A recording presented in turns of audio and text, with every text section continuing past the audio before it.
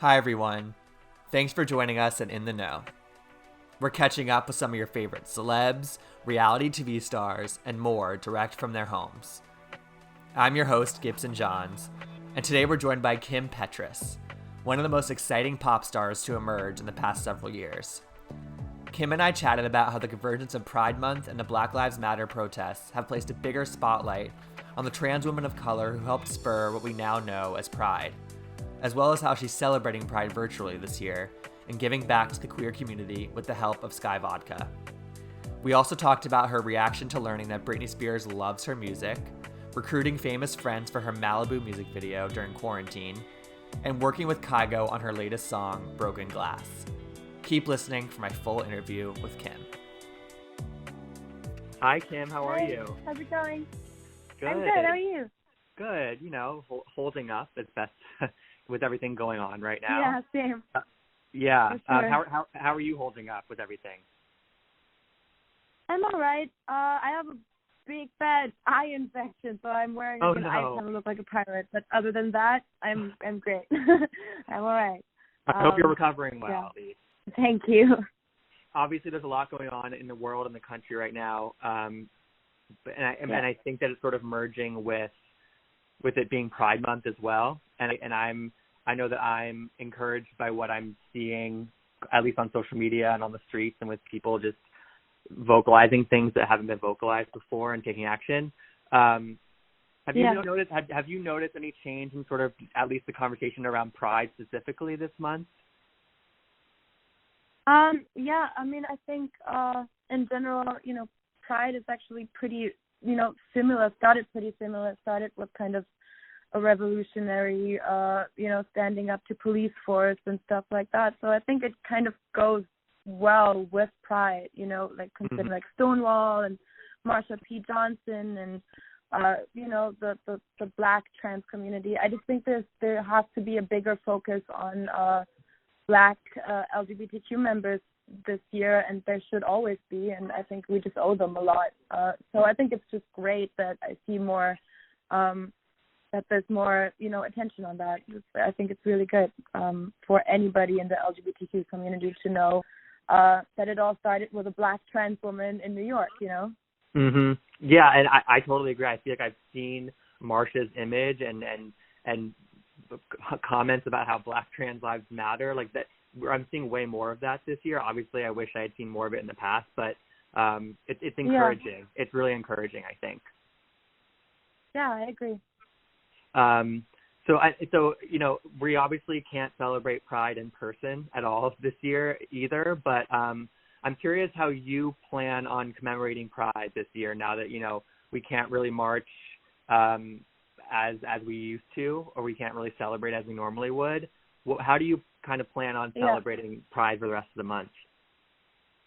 Well, I think it's more than, physically parading. I think it's a celebration of individuality and a celebration of our community. So anybody can do that in their own way without, breaking social distancing or anything like that. Right. But I'm in general, I'm trying to, stay really close with my fan base, who is largely LGBTQ, and I'm throwing Zooms and like fundraisers and stuff like that, and just to keep my fans afloat, because it's just a very hard time right now. I think it's I have such a unique opportunity myself to lift some people up, even by just doing something like that, So I'm just gonna try to celebrate online with my fans in whatever way or another, and to just remember how far we've come with Pride, and then at the same time being a part of this revolution and drawing it more attention to that. I think that's super important with Pride. Yeah, definitely. And you also have partnered with Sky Vodka to kind of proliferate that message and kind of put that message on even a wider platform, and which also kind of has an element of giving back to queer people in need right now. Can you talk to me about sort of partnering up with them and this initiative specifically? Yeah, I mean, Sky Vodka has been official supporter I'm partner of Pride, and I did Pride in New York last year. So I was really happy that I was given this platform, and I think it's a pretty large platform, and just Sky Vodka has been super active and super amazing and fighting for equality. And that's something that I stand behind and that I, want to be a part of. So I was just really excited and am really excited to be part of that. Definitely. Do you have you mentioned that you were at New York Pride last year. Do you have a favorite Pride memory from years past? Well, last year I met Madonna, so that's hard to beat. Yeah, I know, it was crazy. It was like in a tiny, under a hotel, tiny room, just her and her dancers partying, and she, let me come to that and be a part of that. So that was a crazy Pride experience. But I just always probably think back to my first Pride when I was 14 or 15, and I, and everybody marching together and having a huge parade and going there with my friends, which just made me feel really seen and powerful, and I'm not alone. And I think every Pride, that's just how I feel. So I think that's just that general feeling of Pride, and I think even this year, I don't need to go outside to feel that, Right. So those are my favorite things. Yeah, and going off that, you mentioned obviously a lot of your fans are in the LGBTQ community, and you guys are, you're holding events for them to make sure that they're doing well and continuing to stay positive. Talk to me about sort of the feeling of acceptance that you have felt from just the community at large, embracing you as this sort of modern day icon, and you're so lauded and so celebrated by so many people. Talking about getting that feeling, whether you're performing or whether you're just getting some nice message commented at you on Instagram, how does that feel for you, kind of to always get that positive feedback? It feels incredible. I owe everything that I am to the gay community. It started in little tiny gay clubs in Brooklyn, Williamsburg, and from there it snowballed into something way bigger. But it started for me with the LGBTQ community and being a part of it, and being a club kid kind of, and that was always my world. I was always in gay clubs, and I was always performing there, and always kind of made the music that I feel like making because I want to dance to it, and I'm transgender, and so I'm just a part of the community, and so to be celebrated by the community you're a part of feels really beautiful. And also that just I feel really honored that there's people who look up to me and who listen to my music, and they're they feel like they can do anything too, and it doesn't matter if you're transgender or gay or anything else, you can do whatever you want if you believe in it enough. So I always feel very, very, very honored and happy when anybody tells me I inspire them. It's very surreal and very amazing.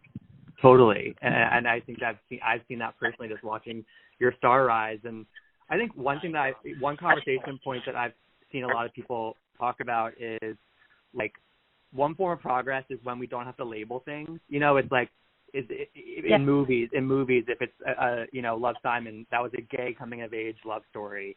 But why don't we just call it a love story? And I'm curious for you, in that similar vein, how do you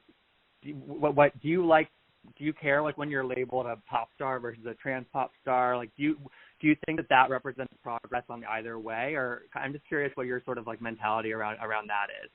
Yeah, I don't mind either. I'm proud of being a transgender. Of course. So it's fine for me. But at the end of the day, trans women are women, and I want to be mentioned with women and with other artists, that are not necessarily gay or anything like that. I definitely want to be seen for my work and for my talent, and that's what I'm very, very proud of. But at the same time, I think it's important that there's a transgender pop star who's openly transgender to inspire younger trans generations and to inspire the gay community. So, so in that way, I don't mind either. But I think a big step towards equality is when trans women in movies don't necessarily, have to be defined as trans, but they can right. just play a woman, or they can just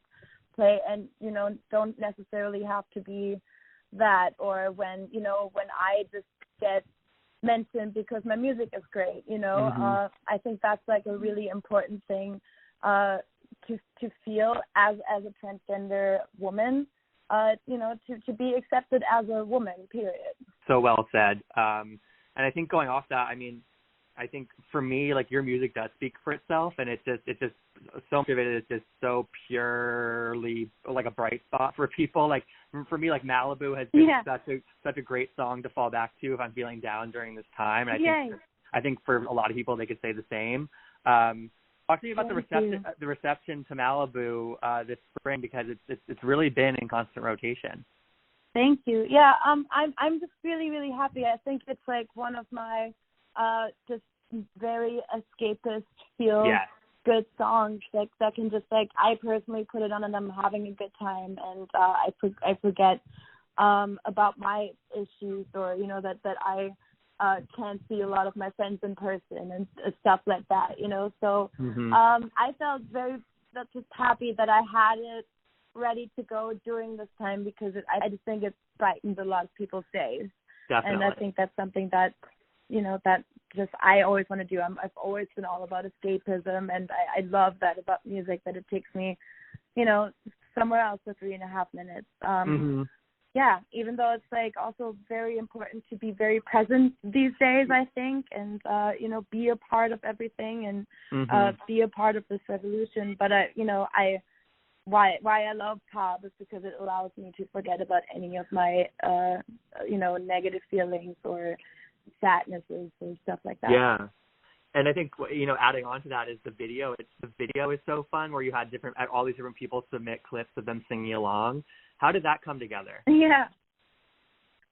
Well, I wanted to make a legit music video, of course, but then this whole pandemic happened. And I was just like, okay, I'm going to hit up my friends, and we're going to, take people to the beach and just bring the beach home. And, so I just, asked my friends if they wanted to send me videos in bikinis dancing to the song, and they all did. And I was really, really surprised at the people that sent me videos back, and just felt very blessed, at my artist friends, that they send me videos back, and that my fans sent me over 5,000 submissions. Oh my God. It was a really fun editing process. We had so much fun, and actually just watching it makes me so happy. And also that I gave my fans something fun to do during this time that they were all super excited about. It was just a really happy thing, I think, for everybody involved. So I'm so thankful to all my friends who sent submissions to this video, and all my fans. Yeah, it turned out so well. But I have to say, Kim, there is somebody that you have to edit in to a new version, which is Britney, who is dancing to it on her own Instagram account.